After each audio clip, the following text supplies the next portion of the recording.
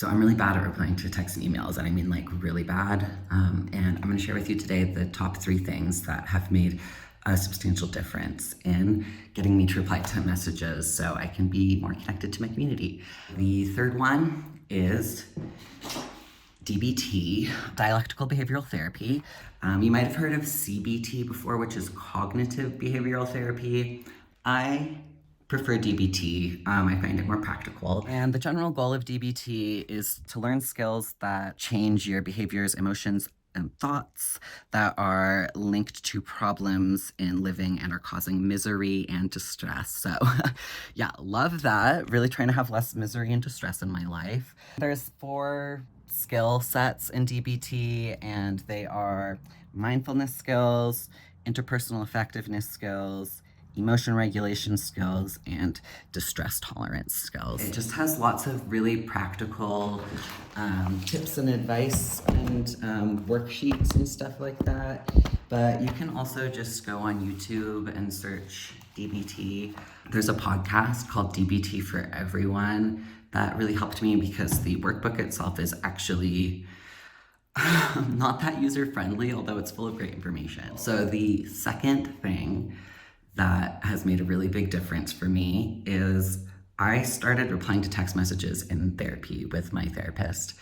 If you are lucky enough to have a therapist that you like, or if you have health insurance that could allow you to look for a therapist, this has been one of the biggest things that has helped me, because I think some of the first advice that you see if you have a problem like this is set aside like an hour a day to reply to your messages. And like, I love the idea. It's just not feasible for me. Not feasible, not sustainable.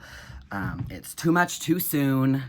My problem is too overwhelming for that. So I was like, well, maybe once a week. And I was talking to my therapist about like, who could I do it with? After like probably years of being so sad about this, my therapist was eventually just like, do you want to reply to messages in my office in session once a week? And I was like, oh my God, yes, so much. So now for several months, I go to therapy, and usually for like at least half, maybe all of the session, I'm replying to text messages, because for me in my personal life, I think that my texting problem is kind of like a microcosm for all of my interpersonal problems in general. So it brings up a lot for me every time that I try to reply to a text, which if you watch my previous videos, you can see how deep the existential dread goes.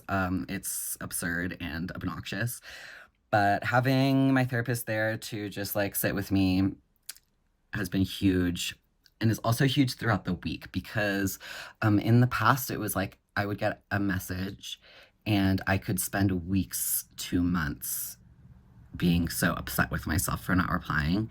And now if I'm really panicking about not replying to an email, I know like at least in a week, I will be able to get some support to get back to this person. And it really helps calm my nerves for the rest of the week. If you do not have a therapist, which I know it's a privilege, I feel really lucky that I have Medicaid, which allows me to get therapy for free. But if that's not an option for you, I think any kind of body doubling would probably help a lot. I know that there's online resources. I learned recently about one called Flown, and there's probably a bunch of other stuff out there as well. But a little bit of body doubling action at the very least, great. And now the number one thing that I think is accessible to anyone, no matter your circumstance, is just talking to people about it.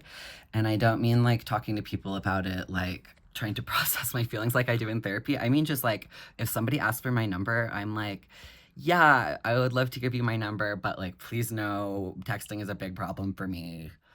Sometimes it takes me a long time to reply. Please note that it's not personal. And a lot of the time, people are like, oh my gosh, I totally understand, me too. I really also struggle with replying to text messages, which feels great. And I think when they say that, they don't understand the extent that I am struggling with this.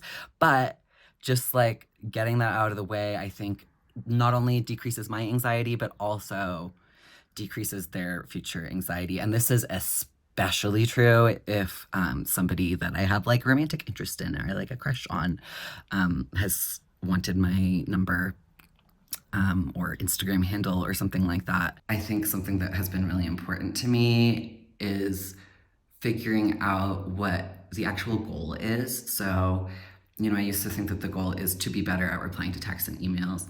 But actually, I think what the goal is to feel like connected to my community and a functional adult in the workplace.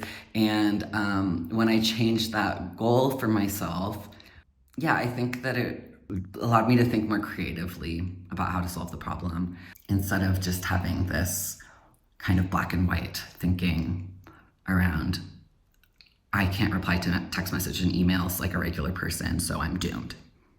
And it's just so much more complex than that. I don't want to be making people anxious or frustrated with my lack of response. And as it turns out, there are more ways to like achieve that goal than just texting people back well. Yeah, letting people know that they can call me.